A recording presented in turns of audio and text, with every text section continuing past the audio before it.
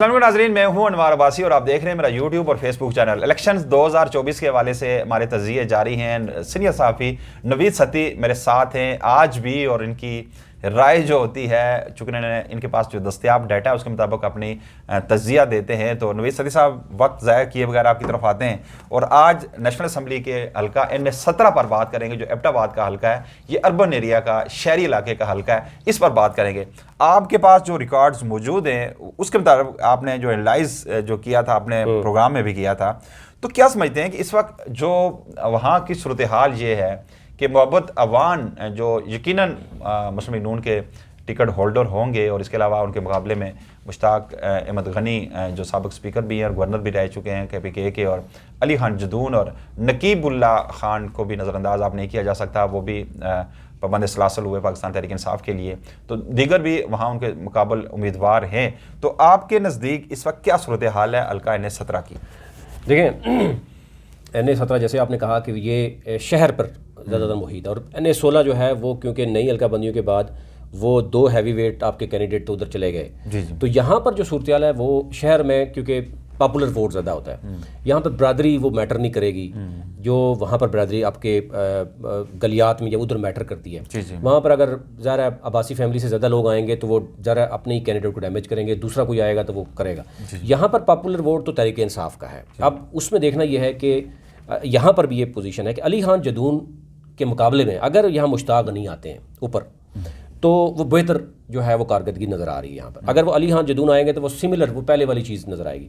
मलक मोहब्बत अवान है ज़ाहिर है इस वक्त मुस्लिम लीग नून का, फिर उसके बाद ये जोड़ा जा रहा है, उसकी कंप्लेन में ये जा रहा है कि जनाब क्योंकि ये कैप्टन रिटायर्ड सफदर अवान, वो भी अवान है, ये भी अवान है, फिर अवान मिल के हुकूमत भी इनके आने वाली है। तो ये एक चीज़ तो वो कैश कर रहे हैं, ठीक है। लेकिन अगर इधर मुश्ताक गनी आते हैं, अब पता नहीं मुश्ताक गनी वापस आते भी हैं या नहीं, वो मुल्क से बाहर है फिलहाल। 31 दिसंबर का सुना है कि वापस आ रहे हैं। अगर आ जाते हैं और उनकी चीज़ें क्लियर होती हैं, और अगर अली खान जदून भी आते हैं, नीचे मुश्ताक गनी भी रहते हैं, और बाकी लोग, क्योंकि देखें, अगर आप ये देखें कि मुश्ताक गनी ऊपर आते हैं तो फिर अली खान जदून जो है उनको तो ज़रा कहीं ना कहीं करना पड़ेगा एडजस्ट आपको। फिर यहाँ पर दूसरी तरफ पीपल्स पार्टी के सैयद सलीम शाह भी हैं, बाकी उस दूसरे हल्के में नहीं है। यहाँ पर वो नेशनल पे भी हैं और फिर उसके बाद वो नीचे भी हैं। तो अब देखना है कि पीपल्स पार्टी का इतना वोट बैंक नहीं है, यानी जो हमने ओवरऑल देखा है एबटाबाद में। अब एबटाबाद में मुकाबला जो है वो नून लीग और मैं समझता हूँ मुश्ताक गनी PK 45 में, चूँकि पहले भी कामयाब यहीं से हुए थे, अब हो सकता है उन्हें टिकट 45 का मिल जाए और नेशनल असम्बली का अली खान जदून को मिल जाए। ऐसी है, बिल्कुल ऐसी है। अच्छा, आज़ाद में इसहाक ज़करिया हैं जो पहले PTI के थे, वो नाराज़ हैं, वो ज़रा PTI को कुछ कोशिश कर रहे हैं कि मैं किसी तरह डैमेज करें, वो वहाँ पे वो रहे हैं चेयरमैन। तो यहाँ पर अगर अली खान जदून आते हैं, मोहब्बत अवान आते हैं, अब नीचे जो 2 सीटें हैं ना वो बड़ी मैटर करती हैं। यानी देखें, वहाँ से भी अगर आपके मजबूत उम्मीदवार हैं ना, जैसे अगर स्पीकर रहे हैं मुश्ताक गनी और नीचे भी अगर आते हैं तो शहर का मैक्सिमम हल्का उनका 44-45 वो आ रहा है। मेरा ख्याल है कलंदर लोधी पहले वहाँ से इलेक्ट हुए थे और मुश्ताक अहमद गनी 44 पे आपके बड़े लोग हैं। कलंदर खान लोधी है, नबील अब्बासी अभी मुस्लिम लीग नून से उधर गए हैं, और फिर निसार सफदर हैं, ठीक है। बिल्कुल, तो अब ये देखना होगा इनमें से अगर एक बंदे को उतारें, तगड़े बंदे को, और बाकी लोग मिल के अगर नबील अब्बासी को उतार दिया जाए, चूँकि एक मुतहर्रिक नौजवान रहनुमा भी हैं और इस वक्त काफ़ी एक्टिव हैं पाकिस्तान तहरीक इंसाफ में, शमूलियत अख्तियार की है। अगर नेशनल असम्बली में NA-16 में उन्हें नजरअंदाज किया जाता है तो यकीनन उन्हें अकोमोडेट किया जाएगा किसी तौर पे। बताया गया, ज़राए से खबर मिली है कि कहीं ना कहीं उन्हें एडजस्ट किया जा सकता है। तो PK 44 उनके लिए बेस्ट ऑप्शन होगी कि उन्हें नजर वहाँ पे किया जाए।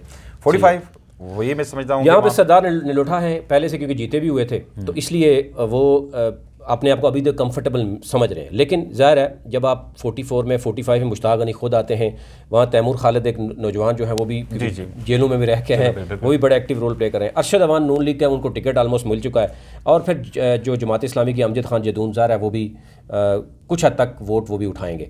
तो यहाँ पर अगर PK 44 और 45 में यानी तहरीक इंसाफ जिसको भी उतारती मैदान में और कोई ग्रुपिंग नहीं सामने आती, यानी मजबूत तरीके से आती है, तो डेफिनेटली फिर ऊपर कुछ ना कुछ हो सकता है। लेकिन NA-17 में ओवरऑल यहाँ पे आप देखें तो मुस्लिम लीग नून को एज ये ज़रूर है कि यहाँ पे कोई किसी किस्म का डिवाइड ना होने की वजह से तहरीक इंसाफ को ये ज़रूर होगा मुश्किलात होंगी तहरीक इंसाफ के लिए। यानी उस हल्के में आसानी हो सकती है अगर सिर्फ कैंडिडेट चेंज करें, अली असगर की जगह किसी को और उतारें तो फ़ायदा ये उठा सकते हैं मुर्तज़ा जावेद अब्बासी और सरदार मेहताब नून लीग का मैक्सिमम वोट जो है वो डिस्टर्ब कर रहे हैं। यहाँ पर नून लीग का डिस्टर्ब नहीं हो रहा। यहाँ पर यह होगा कि अगर आप नबील अब्बासी को इग्नोर करते हैं तो वो ज़ाहिर है कहीं ना कहीं खदशा ज़रूर होगा कि आप निसार सफदर है, अकलंदर लोधी है, इन लोगों को कैसे एडजस्ट करेंगे। फिर इसी तरह मुश्ताक गनी, तैमूर खालिद हैं, PK-44 मुश्ताक गनी खुद आते हैं, तो ज़ाहिर है इन लोगों को फिर एडजस्ट करना होगा। मुश्ताक गनी खुद आते हैं तो अरशद अवान उनके लिए कुछ नहीं है, वो मैनेज करने की कोशिश करेंगे। सरदार निलोठा जो है वो भरपूर अच्छे तरीके से मुकाबला करेंगे उनका, क्योंकि जो एरिया है सरदार निलोठा मैं समझता हूँ मजबूत तरीन उम्मीदवार है, लेकिन अगर मिल के लड़ते हैं तो अच्छा खासा मुकाबला। लेकिन पॉपुलर वोट तहरीक इंसाफ के साथ है, तो ये मुझे ये लग रहा है कि जो हमारे पास डाटा आ रहा है उसमें सरदार निलोठा को भी सरप्राइज़ मिल सकता है। ये ज़रूरी नहीं है कि वो लास्ट टाइम जीते तो इस दफ़ा जो है जीतना उनके लिए। हाँ, अगर तहरीक इंसाफ अच्छी हिकमत अमली से जाती है, विदाउट कोई डिवाइड नहीं होता, तो फिर तो यहाँ पे सरप्राइज़ आ सकता है। अदरवाइज़ जो है जो कैंपेन वहाँ पे चल रही है ना कि मलक मोहब्बत अवान और ये चल रहे हैं कि जी हमारी पहले भी हुकूमत थी तो हमने बहुत कुछ किया, अभी भी आएगी हुकूमत, तो ये चीज़ें हैं, तो वो फिर ज़्यादा होगा। और PTI को यहाँ पर बड़ी सोच समझ के टिकट और अच्छा एक यहाँ पे आज पाकिस्तान तहरीक इंसाफ को ये होगा कि अर्बन एरिया है वहाँ पर पाकिस्तान तहरीक वोट बड़ा है, वोट अच्छा खासा बड़ा है, वो उनके पास है, पॉपुलर वोट है। एक चीज़ और भी आ रही है पाकिस्तान तहरीक इंसाफ के जो कागजात नामजदगी के दौरान जिस तरह के हर्डल्स आए और जिस तरह की ये बताया जा रहा है कि प्री पोल रिगिंग की जा रही है, और ये भी खदशात ज़ाहिर किए जा रहे हैं कि जो 8 फरवरी 2024 को भी रिगिंग हो सकती है।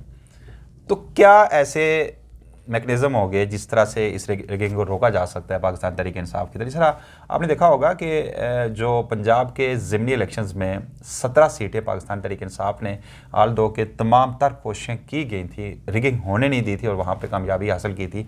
क्या इस तरह अब 2024 में भी कामयाब हो सकेगी पाकिस्तान तहरीक इंसाफ? देखिए मेरे ख्याल से उस वक्त इदारे इतने खुलकर सामने नहीं आए थे। अब तो आपका एक आप SHO से भी साइड पर जाके बात करें, वो कहते हैं ऊपर से हुक्म है यार, अब सर आप जानते ही हैं, ठीक है, आप हम मजबूर हैं, ठीक है, हम रियासती इदारों के साथ हम इस तरह अब तो कैमरा सामने होते हैं, उनके हाथों से ख्वातीन के हाथों से पेपर्स खींचे जा रहे हैं, गिरफ्तार किया जा रहा है। और एक इनने 144 या पता नहीं उसकी एक खातून की मैंने वीडियो देखी थी, वो रो रही थी, कह रही थी कि RO ऑफिस में मैं गई हूँ अपने हस्बैंड के सबमिट करवाने, सिविल कपड़ों में मौजूद SHO ने ना सिर्फ मेरी मतलब इज्जत पे हाथ डाला बल्कि उसने काफ़ी मतलब उसने वो ज़मानत लगाई। सिंगल जगह पे भी ना, किसी सिंगल जहाँ पे भी शिकायत, चलो हम ये समझते हैं कि यार कोई 90 में से 10% तो सच्चाई होगी ना, किसी एक जगह पे एक्शन हुआ नहीं हुआ, और उनको बल्कि क्या चीज़ें क्या हुआ कि मजीद करने की कोशिश की जा रही। तो ये जो चीज़ें नजर आ रही है, कोर्ट ऑफ पाकिस्तान ने 22 दिसंबर को जो साइफर केस में जो जमानत दी थी उसमें जो रिमार्क्स थे उसके बाद इसमें तेजी आई है। अच्छा, लाहौर में भी आप देखें जब लास्ट में ज़िमनी इलेक्शन हुए 4 में से 3 सीटें तहरीक इंसाफ ले गई। अब लाहौर में भी यानी गढ़ में समझ रहा हूँ, मुस्लिम लीग नून का गढ़ होता था, वहाँ पर एक तो उनके टिकट देने में मुश्किलात हैं, बहुत ज़्यादा आपस में इख्तलाफात हैं, दूसरा ये कि पॉपुलर वोट दूसरी तरफ चला गया, तो ये चीज़ें नजर आ रही हैं। नवीद साहब काफ़ी लंबी वीडियो फिर एक मरतबा होगी, आपका बहुत शुक्रिया, आपने अपना कीमती वक्त दिया। अपने व्यूअर्स में रिक्वेस्ट करूँगा कि अभी तक अगर मेरा YouTube चैनल सब्सक्राइब नहीं किया तो बराए मेहरबानी मेरा चैनल सब्सक्राइब कीजिएगा, हमारे साथ जुड़े रहिएगा। इंशाल्लाह मैं इलेक्शन 2024 के हवाले से आपको वक्तन फ़क्तन अपडेट्स देते रहेंगे। अनवार बासी को इजाज़त दीजिएगा, अल्लाह ने के पास।